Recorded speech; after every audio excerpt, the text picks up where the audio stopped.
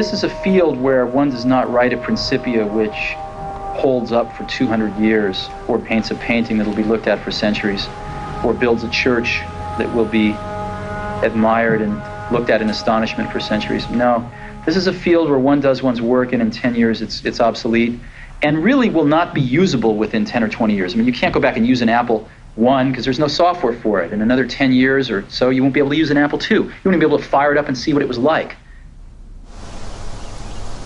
It's sort of like sediment of rocks.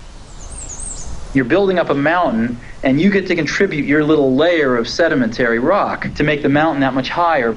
But no one on the surface will, unless they have X-ray vision, will see your sediment.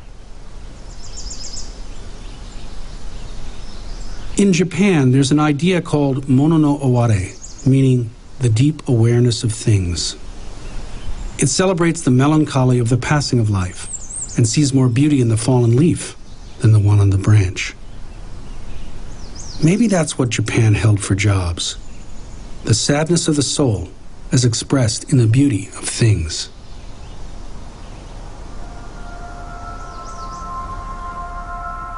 In the end, I was left with the same question with which I began this journey. Why did so many strangers weep for Steve Jobs? It's too simple to say it was because he gave us products we love, without asking why we love them the way we do. It's too simple even to conclude that we love them because they connect us to a wider world and the people in our lives that are far away. Because these machines isolate us too. Perhaps the contradictory nature of our experience with these gadgets mirrors the contradictions in Jobs himself.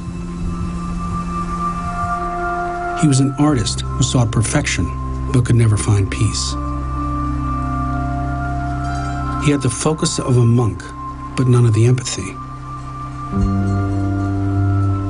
He offered us freedom, but only within a closed garden to which he held the key.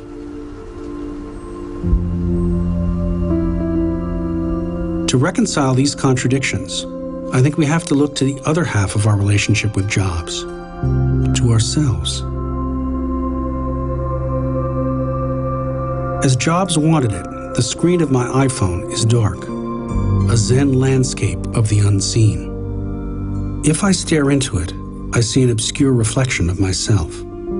But this impression lasts just a fleeting moment before I press the home key and the screen lights up. But perhaps I should spend a moment regarding that reflection, asking myself what, in buying and using this product, I am doing.